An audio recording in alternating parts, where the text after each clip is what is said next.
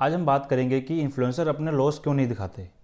सभी influencer profit में कैसे हो सकते हैं, या इन्फ्लुएंसर आपको किस तरीके से अंधेरे में रखते हैं। कुछ इन्फ्लुएंसर अपने लाइफस्टाइल को इतना बेहतर करके दिखाते हैं, लग्जरी करके दिखाते हैं कि लोगों को ऐसा लगे कि बहुत ज़्यादा प्रॉफिट कर रहे हैं। आप उस लालच में आएँ और उनको फॉलो करें, उनकी जो अनपढ़ वाली चीज़ें हैं उनसे सीखें और उनको पैसे कमा कर दें और अपना नुकसान कराएं। तो आज हम बात करेंगे इसी बारे में कि ऐसे क्या पॉइंट्स होते हैं जिसके कारण फेक इन्फ्लुएंसर अपने लॉसेस को नहीं दिखाते। परसेप्शन टू सक्सेस, उनको ऐसा लगता है कि अगर वो अपने लॉसेस को दिखाएंगे तो उनके सक्सेस में कोई ना कोई रुकावट आ जाएगी।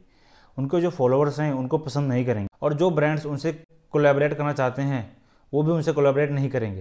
प्रोटेक्टिंग देयर इमेज, उनको पता है कि अगर उन्होंने लॉस दिखाए तो उनकी इमेज पर काफ़ी ज़्यादा प्रभाव पड़ेगा।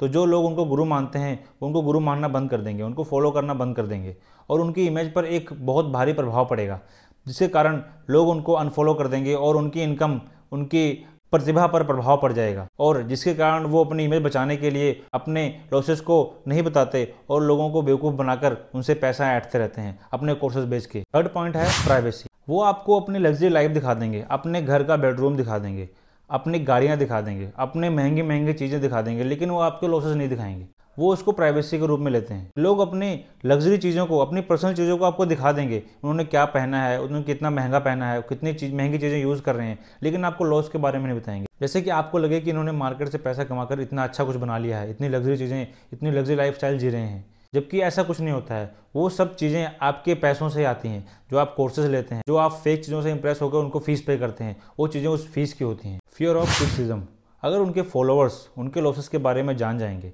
तो वो उनको अनफॉलो कर देंगे, उनको क्रिटिसाइज़ करेंगे, उनको गालियाँ देंगे। इस कारण से वो अपने लॉसेस के बारे में नहीं दिखाते।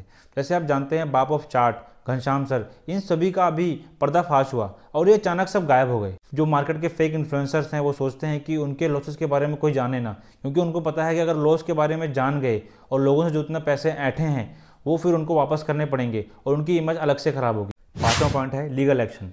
इस चीज़ का डर सभी इन्फ्लुएंसर्स को होता है, क्योंकि उनको पता है कि अगर कोई भी इन्फ्लुएंसर स्टॉक मार्केट में टिप प्रोवाइड कर रहा है या अपने क्लाइंट्स को रिकमेंडेशन दे रहा है जिसके कारण उसके क्लाइंट लॉस में जा रहे हैं और वो जो इन्फ्लुएंसर है वो खुद लॉस मेकिंग है, तो फिर लोग उस पर केस कर सकते हैं।